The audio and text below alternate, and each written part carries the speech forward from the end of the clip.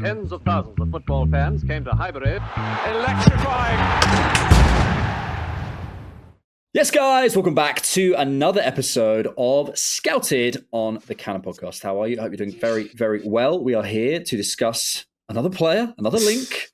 I will say another link. I mean, the links have sort of never gone away for this player, Nico Williams. We'll talk about that in just a second. We just did an hour looking at Nico Williams clips on Y-Scout and sort of breaking down what do we do with the dribbling playlist, we did the shots playlist, we did the off-the-ball movements playlist, loads of stuff, hundreds and hundreds of clips of Nico Williams, which you can go check out. We also did a Nico Williams scouted last year, so you can go and check that out and sort of compare that, and also all the other scouts and stuff that we have on there, and all the other content as well, ad-free content, data center, etc., plug over.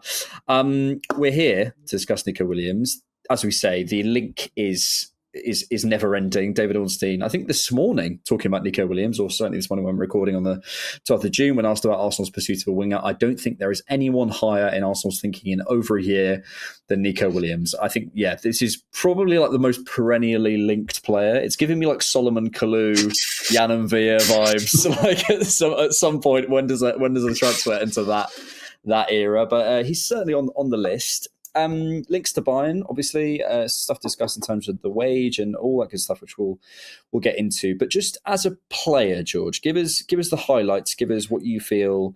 Alien, as I always say, crash lands on Earth. You're telling him about Nico Williams, and he's saying, "Why are you telling me about a player from the Basque Country?" We say, "You've got to hear about Nico Williams." Tell me. This is a player that I think you're going to be looking at, and you're going to say, "Wow!" When you're grown out, you're going to be something truly special. Now still looking to really put things together. Very much 9 out of 10 in certain areas, but as far as the final action goes, inconsistent and raw in certain things. As a superstar elite talent, the one skill that I would probably say that Nico Williams has is his ability to create separation, whether that's from a dribble or even to create space for the shot, for the cross, for his final action. Nico Williams genuinely, right now, walks in and is 9 out of 10, potentially one of the best in the world at that. He's one of the best players in the world in 1v1 isolations. And I think when grown out, this is a player that has almost every pass in his locker as far as ability goes. He's really a creative winger. Has some really good top end speed, I would say, in those first 5, 10, 15 yards. He can really motor. And he does carry actually quite a bit of power even in longer dribbles. But, you know, if you're looking for that 30, 40, 50 yard big, long sprinter, he is going to slow down a little bit at that sense. So he doesn't have that top end acceleration. However, this is a guy who playing off both feet is crazy. I mean, the amount of times that he's able to Cruyff off his weak foot whilst in complete sprint to change direction is insane. His ability to keep the ball close to him. I remember talking a little bit about comparing him and Jesus, where this is a guy that it feels under his spell. And it's not a Jesus where it feels like it's on the edge of his toes and on the edge of losing it in terms of the dribble. It's very much within his control. The things are, he has a brilliant understanding of balance, coordination, and facing where he wants to sprint in the dribble. As soon as it gets to the final action, there are times where he's really inconsistent about placing his weak foot shot, and where, you know, his shot kind of execution isn't consistent in terms of his balance. So it's a little bit away from his body. His center of gravity isn't over the ball in which he decides to shoot. At times he's leaning back quite a bit. So maybe he'll get the center of gravity really well, but then he's leaning back, and so the shot goes over the bar. The care to which he takes to prepare for the shot is not the same in the care he takes to execute his final action. And it leads to really frustrating inconsistencies where you're sitting there saying, wow, I can see the talent where in one play, in one moment, you really know how to execute. However, that consistency in terms of banging it 9 times out of 10 isn't quite there. One last thing I'll probably say in terms of a difference from last year. Last year, I felt that his off the ball movement was left wanting. This year, it's a lot better in terms of him willing to make off the ball runs. So that's the step forward that he made. But once again, I think if you're starting to isolate that specific skill, you're going to find critiques in terms of the type of run that he's going to make. He is a little bit more ball hog in the sense that he really is attracted to the ball, and he may not make the right run, but he's making the runs. So you want to give a check as far as really big improvement from last year. And he is making repeat runs and repeat sprints, which is really, really important because he doesn't get dissuaded when things don't come off. So even if he's inconsistent in the final action, this is not a player that takes it to heart. He will go at you the very next play and try to execute. So all in all, mate, like this is a player that I get very excited about as far as the potential goes. I think he's more raw than people will think, but generally speaking, it smacks you in the face about what type of skill he brings and the type of talent that he could be. Yeah. Yeah, there's a lot to get excited about, and I think you break it down really well. I think I kind of look at a player, and the phrase I came to was flow state, and I think it really is. It's the 10,000 hours. It's what is he best at? What does he do? It's that receiving wide, it's taking on the dribble, creating that separation for the shot. What he does around that, all those sorts of things, like as you sort of broken down, like we can talk about that. But just that, probably the thing that everyone's seen in the YouTube comps, like that really is like it's his bread and butter, and he just once he crosses a certain part of the pitch, and I was trying to isolate on the scouted, like. It just feels like it's his zone. It's his area. We sort of, when we spoke about Lucien Agume, sort of an area of the pitch where he just like holds himself and you can just see that intensity in the vision. There is that kind of main character energy, which I think kind of translates into maybe some of the lack of care in his shots that you kind of talk about, maybe translates to some of the off-ball stuff that you talk about. But we need a bit of main character energy. We need a bit of someone who backs himself, who is a bit electric, who is a bit explosive, who is a bit like, here we go. I want to bring up the first of the two graphics I wanted to have a look at, which is the first one is his shot location. So this is from La Liga. As you can see, the 4 goals. So, we'll come to the sort of the output stuff in just a second. And the XG per shot is 0.082, which I'm not sure that's exactly right. But anyway, post-shot XG 4.4, XG 4.2 for 51 shots and 18 on target in La Liga. This was from about April, thanks to Scott Willis on X. You can sort of see, again, Nico Williams' bread and butter, that area that he receives it in, cutting inside. We sort of spoke about, he's not going to be the guy, and I don't think I've seen him, or maybe with a header or a tap in, score a goal in the 6-yard box, sort of sniffing it out. He's going to create that separation, have those shots from those angles, but he can also do it from wide on the other side as well. I think in terms of his shot technique, you sort of spoke about it in there, but he does have that efficiency and the touch economy in the dribble, which I really, really, really like. We talked about we had a bit of a discussion about dribbling style, and he's just so efficient. I love it. It's so pleasing to watch, and it sort of ends up meaning he can get lots of shots off, as we can see here. Yeah, the only frustrating thing that I would say is you kind of point to the shot totals there and in only generating 4 post-shot XG. So on one hand, he's meeting his XG. Like, the chances that he should be scoring, he's scoring. But to generate that many shots but only generate that amount of threat is where the inconsistency in the final action comes from. But look at the number of shots he's generating. Sorry to cut, but also possibly the immaturity as well, just having shots where you just don't 100%. take them. 100%. But to be fair, I mean, even just visually, you can see, okay, of those 51 shots, how many are inside the penalty box? A ton. So he's able to get himself in those positions, and that's probably half the battle as far as a coaching perspective goes. But again, it's just the caveat that I always play with, like a Nico Williams, in which you need to be fair. There is a lot here, and I do feel the stats kind of show a fairly accurate, representation of where he's at this moment, where there is an elite skill. And there are things that maybe he does need to improve on. I mean, when you're talking about the goal probability added, the non-penalty goals, the non-penalty XG, and the XG per shot, those are all really, really poor. But look at his deep touches, his progressive carries, the dribbles that he creates. Similarly, his expected assist numbers aren't great. For somebody that is so efficient at generating football for the shot, he needs to execute if he wants to earn the elite tag category, which I feel he will have. But even if you look at his shots, that's not bad. Like, he's shooting a lot, but that's not his problem. It's not that he doesn't know how to shoot or that he's afraid to shoot. It is a little bit more about tweaking some of those things to be more composed in the final action generally.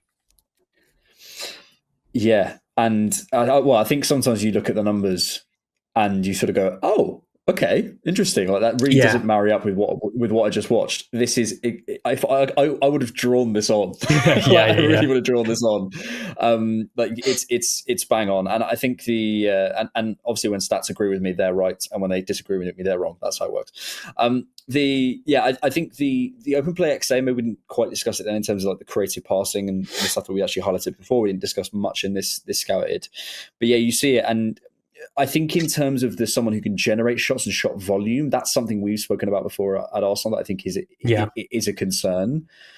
But so he's sort of solving an issue there. But I think the output stuff is certainly a concern. Let's get onto it, because I think this is sort of where this conversation needs to go. The markets. I think really, I look at the left wing market, and whatever you think of the players individually, I can name you like 15. I could give you 15 names that could arrive at Arsenal. Maybe Sané's off the list now, but I'm looking at Barcola and Williams and Rodrigo and Eze and Rashford, and you can even the ripple effects of certain other players are moving, like Gittins and Sancho and stuff. I'm not saying Arsenal are going to get them, but that market is very alive. And I look at the layout. I look at the centre forward market, and I don't see that. So if I'm asking for more of a surefire thing, and surefire thing can look like a Rodrigo, it could look like a Semenyo, by the way. Those are two surefire things in different ways. I look at the left wing as like that needs to be my nailed on upgrade, I think, as my like definite, this is how Arsenal will 100% get better next season. I'm telling you, there's no question. Nico Williams, I think, comes in and gives us more than Martinelli does in the current role. Does it get us across a line? I don't know. And then I wouldn't have a problem with that if I was looking at centre forward market that was stacked, because then I go, okay, you got time, and you come in and you do the role. You come in, you get some time, as actually you alluded to in the scouted. Why wasn't this done last summer if we wanted to do it? Because he could have had the year to get in and get himself under the table. But yeah, I think that's kind of my feeling is that, and then when you come to the deal and you come to the wages and stuff, it for me, it comes back to the market. I can see more surefire things on the left than Nico Williams. Then I look in the middle and I don't see them. And as that combination, it becomes harder and harder to justify. The only way I see this happening is if Arsenal are A, sure on the deal. I think we could probably negotiate those wages because they sound a little bit high. And B, they basically back him to very quickly jump. And as I sit here today, I wonder why, and again, you alluded to this earlier, I wonder why that release clause hasn't been triggered if someone is like, within 2 months. Yeah, it all depends on like your evaluation of the talent. And, I've said this about Sesko, and I truly believe this about Nico Williams. There's going to come a day that you've had laser eye surgery, and then you're going to blink, and then boom, he's going to pop. That day will come. I have no doubt that the talent can reach that level, personally. It's about understanding when that day is going to pop. Is that going to be a month, 2 months, a year, 18 months, 2 years? And can Arsenal guarantee that pop in the next 3, 4, 5 months that we need it in order to justify £55 million paid up front and a 200 or 250K a week wage structure? Can you make that bet? If I told you, I'm going to give you $1,000 tomorrow, can you guarantee that to me? I think people would be lying if they watch Nico Williams and say, no, I can guarantee that. Could definitely happen. The problem is we don't have a sure thing in the forward department because those types of signings are very limited. And the list is very small. And it's pretty much non-existent if you're really going to try to be fair on it. Every player that we look at right now in the forward department is going to have their caveat. Which of the caveat are you going to be okay with? Because they're not Isak. Yeah, they're not Isak. And, that's where I think I stand on the Nico Williams debate with it in general. I think if you were to platform, a word that everybody likes to make fun of me for, but if you were to make space for him, cannonpod drinking game. Exactly. If you were to make space for a Nico Williams and play to a system for him, I think he'll thrive. I would say the same about Rodrigo. I would say the same about a Barcola. I would even say the same about a Leao. Even if you were to build a system for him, like these are all talent. And it's why for me, the left wing, I'm not as insistent on the type of signing I make. Because to me, they all represent really good in this context, lacking in this one, but do you have the talent to be complete? Yes. That description at its very low level could apply to most people. The only thing that I would distinguish between maybe a Rodrigo and a Nico Williams, since that seems to be the most recent link that people want to talk about, is the floor of a Rodrigo is more experienced, is more in your face in the Champions League. And so you have that record. It's there. The floor is definitely higher. However, if I was to compete ceilings and I was to build both teams around these players, and then in 2 to 3 years, I start to say, okay, what could you be? I do feel that he's got the talent to rival some of the best in the world. But again, it's one of those things where, do you want to wait that amount of time that it will take? And are you that sure, in combination with a Sesko who has similar adaptation questions, but when, not if, is Arsenal maybe winning the title your goal, or is it walking out of the summer saying Arsenal will win the Premier League? And that's just the part that I have hesitancy on. And I think that's why every single major club in world football didn't trigger his release clause like a year ago. That has to come into it.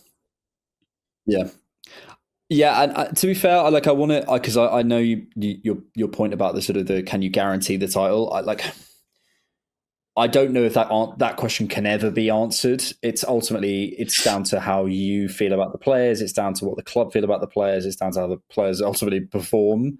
It's just pushing, doing everything you possibly can. And Nico Williams and Benjamin Šeško summer. Even you sort of said with Rodrigo, I looked through his stuff the other day in terms of just like his performances in the Champions League and stuff. It's like every season, it's like Super Coppa final, goal assist, Champions League quarterfinals and semi-finals, goal assist. That the floor stuff, is different. I think that's the stuff that where I'm asking about a guarantee. If I can never have one, it's as close as I can get to a guarantee. It's like, when you haven't signed papers, but Arsenal verbal agreement, FC, whatever it is. Like, you haven't signed it, it's not done, but you can get as close as possible. Gentleman's agreement, verbal agreement. That feels like it's more there. It's a tough one because I think, and you reminded me that I said this last year. It's right girl, wrong time. Yeah, and it feels like that again. If it does feel like that again. As we sort of concluded the scouted as well, I would be really excited if we signed him. Really, really excited. Yeah. I think that's a big, bold move from Arsenal. That would be a big, bold move. And is there a summer where we do Nico Williams and Šeško and like Ollie Watkins? Like, if we did that summer, I'm like, okay, we're having a different conversation. I just can't see that happening. It's interesting these links won't go away either. Really interesting. And I don't know. We'll see what happens with Bayern, see what happens with Nico. Let us know your thoughts in the comments, what you think about that, what you think about Nico Williams. Make sure you check out the hour-long scouting we did on him using clips and stuff so you can see all the stuff we're talking about with actual footage.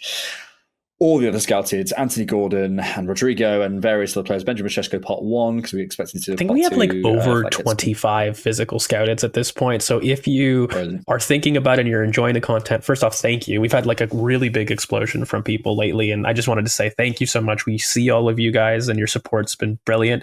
But yes, not to self-plug, there is a lot of stuff now that's accumulated. We've been doing this now for over a year. So if you are excited about some of this stuff and you like the analysis and you want some more video clips, definitely have a check out in the link down below with a 7-day free trial. And data pods and youth pods and other stuff and ad-free content and stuff. So it's a good time. And obviously when the games return, we'll be doing rewatches as well. Thank you for being here. If you're new here, subscribe, all that good stuff. Thank you, George. Thank you, good sir. And thanks so much for keeping it Arsenal.